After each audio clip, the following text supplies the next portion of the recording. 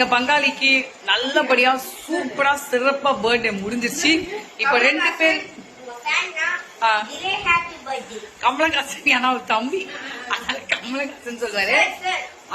அது அது அப்புறம் என்ன ஒரு முக்கியமான விஷயத்துக்கு நாங்க வந்திருக்கோம்னா, இருடா வந்த கண்டென்ட்டே மறந்துடுவேன்டா நானு.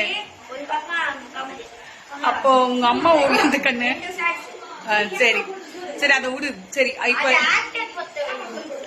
கண்டென்ட்டே மறந்துடுவேன்டா இருடா.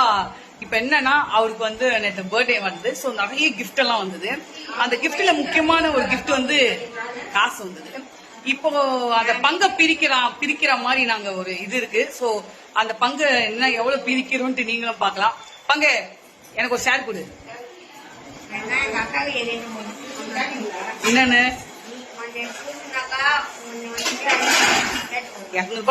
200 ரூபாய் வந்ததுங்க. நீ ஒரு 100 பங்கு, நான் ஒரு 100, அவ்வளவுதான்.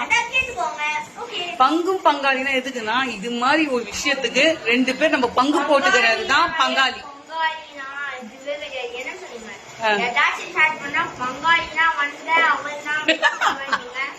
உஷாரா இருக்கான், தெளிவா இருக்கான் தம்பி.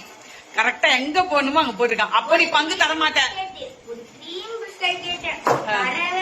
இப்ப இதெல்லாம் சொல்ல சொன்னாங்களா? இப்ப தருவியா பங்கு தரமாட்டியா? கன்ஃபார்மா? நாளைக்கு எனக்கு பிறந்த எல்லாம் கிஃப்ட் பண்ணாலும் நான் தரமாட்டேன்.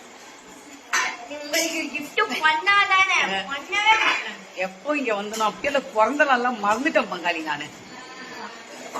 இல்ல பங்காளி சரி ஏதோ நாங்க பிரிக்கலாம் நினைச்சோம். உங்க எதிர்க்க பங்காளி தரமாட்டேன்னு சொல்லிட்டாப்பல. அவர் மனசு எப்ப தராரோ அப்ப அந்த வீடியோ நான் போடுறேன். பங்காளி வணக்கம் சொல் பங்காளி.